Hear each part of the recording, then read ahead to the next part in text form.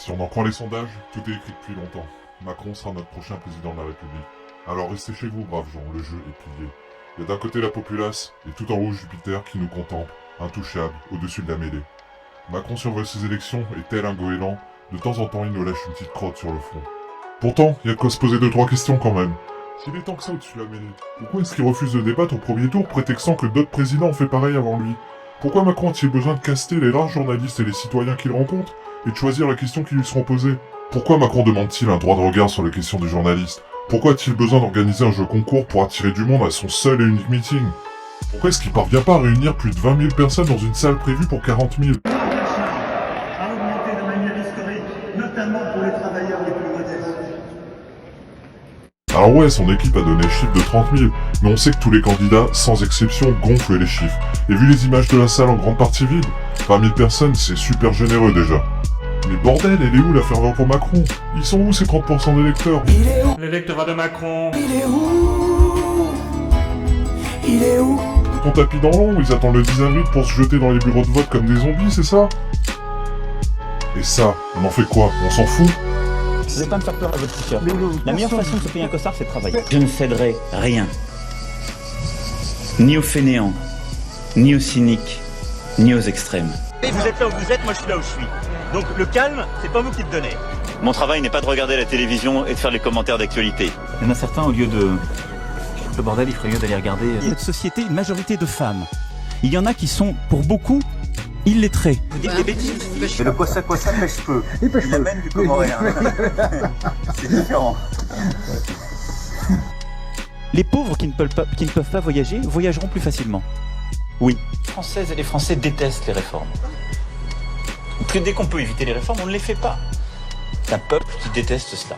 Une gare, c'est un lieu où on croise les gens qui réussissent et les gens qui ne sont rien. La Bible est liée à une culture, un peuple marqué par son histoire. Et ce peuple luthérien qui a vécu les transformations des dernières décennies n'est pas exactement le Gaulois réfractaire au changement, mais encore que. A quiet and open dialogue to understand how it happened. And in a certain way, to deconstruct our own history, but without any confusion. Je n'étais que la cupidité, je n'aurais pas choisi de quitter la banque d'affaires, ou alors je serais un être extrêmement complexe, voire pervers. C'est étonnant comment vous dites ça, franchement.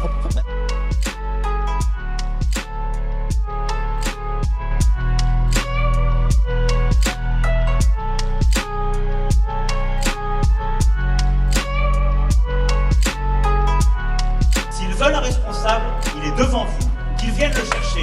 Macron, c'est aussi plus d'un an de révolte hebdomadaire des Gilets jaunes, traité par le mépris, maté dans la violence à coups de LBD et de grenades.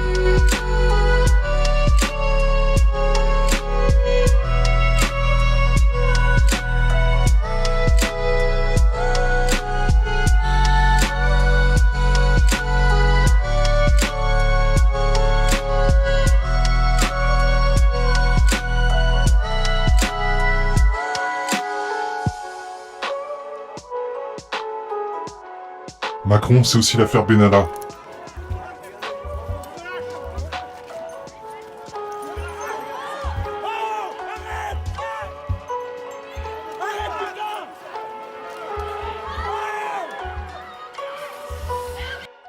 Macron, c'est aussi le fossoyeur des fleurons industriels français et leur vente à des fonds d'investissement étrangers.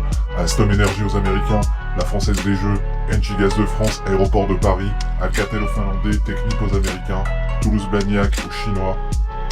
Macron, c'est une dette supplémentaire de 600 milliards d'euros avec sa politique du quoi qu'il en coûte, et un déficit record de 85 milliards d'euros de la balance commerciale. Macron, c'est aussi les chiffres de l'insécurité qui explosent, violences sexuelles, escroqueries, atteintes aux personnes, homicides, trafic de stupes, règlement de compte, rodéo urbain, policiers agressifs.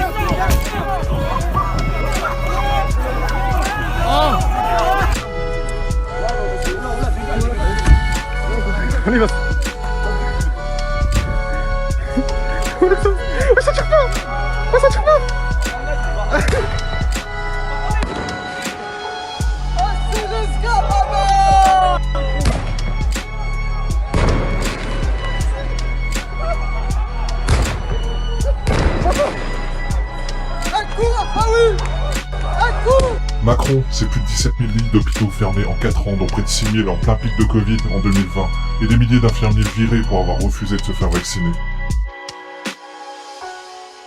Macron, c'est un bilan migratoire catastrophique. La réalité du bilan migratoire, la politique migratoire d'Emmanuel Macron, c'est que, il n'y a jamais eu autant d'étrangers sur notre territoire, dans notre histoire, ça ne s'est jamais produit. Et au total, sur le quinquennat, cela fera globalement 1 800 000 migrants supplémentaires qui sont revenus sur notre territoire. 1 800 000 migrants autour de ça. Macron, c'est la fermeture de Fessenheim. C'est la désacralisation totale de la fonction suprême.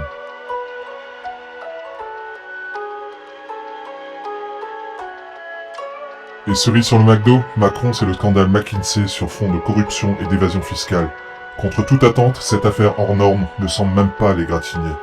Pour beaucoup moins que ça, Fillon était sali dans tous les médias et cloué au pilori. Bref, les gens, déconnez pas. Le 10 avril et le 24, votez pour dégager Macron. Peu importe si en face de lui il y a une chef ou un balai à chiottes.